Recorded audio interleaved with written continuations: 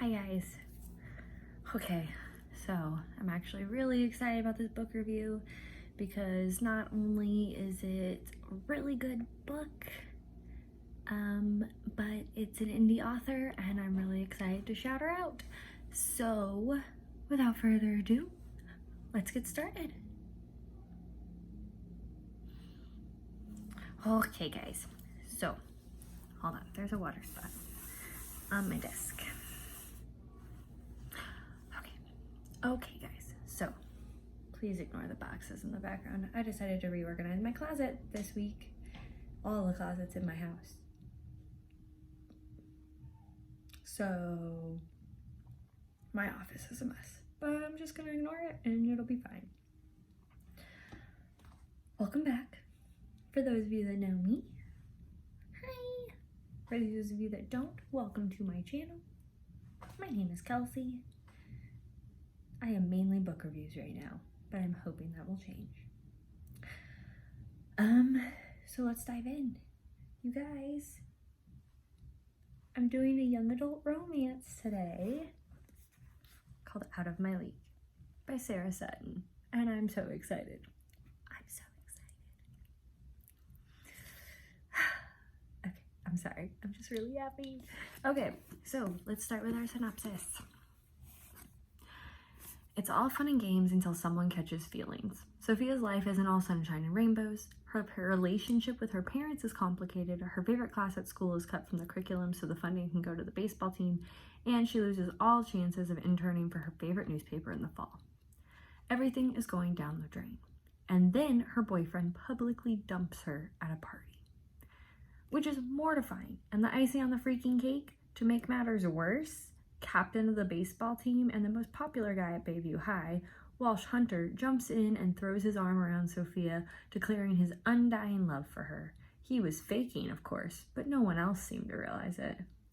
Suddenly, she's thrown into a world of fake relationships and undercover journalism, and Sophia realizes she's way, way out of her league. Good thing she's got the team captain to teach her how to play, but faced with choosing between saving her journalism class or her newfound feelings for Walsh, will she strike out or hit a home run? And look how cute this cover is. It's so cute. Anyways, so yes, we're talking about Out of My League. And I liked this book a lot. So I was in kind of a reading slump. I wasn't really sure what was going on. Part of me didn't want to start the book that I was supposed to start.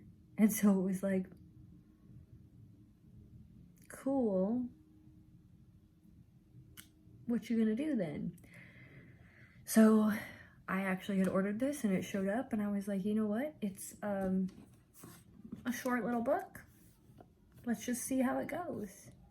And I loved it so much that I immediately got on and ordered more of her books because this is my first one I've ever read. And I was just like, yep, I need the rest. So that is a thing that is happening. I'm not normally a romance reader, so she had kind of high standards and she met them. It was wonderful. It's so cute. It's so sweet. Yeah, there's some little silly things, but there are also parts of it that caught me really off guard. Like there were twists that I was like, oh, I saw whatever was coming from Sophia, but there were other things along the way that really kind of threw me, and I liked those added plot twists because I feel like sometimes you can get into the romance genre and just get stuck in a rut.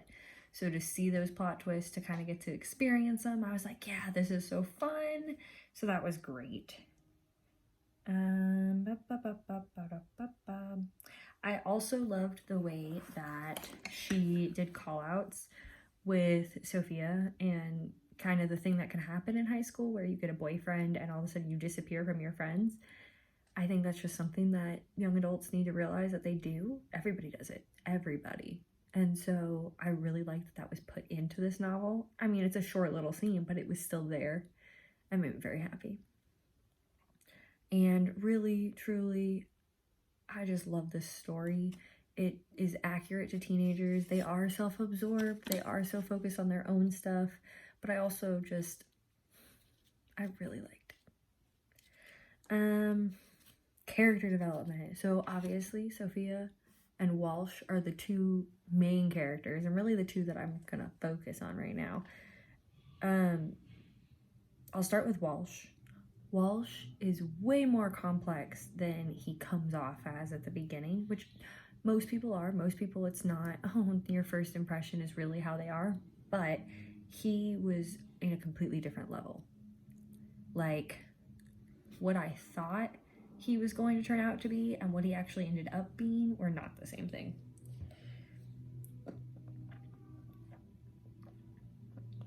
It was really cool to get to see his side of things, almost like how he loves baseball, but he's not necessarily in it for winning, he's in it for playing, or his family life, and how everybody thinks he's this like well-off rich kid. Like the big thing that stood out to me, and it stood out to Sophia too, was his car. He didn't have one of those big fancy cars, he just had a beat-up truck. And I loved that. I love that he's really just this down-to-earth kid, where it's the rumors that make him so untouchable or seem so perfect, when in reality he's just another high schooler trying to get through the day.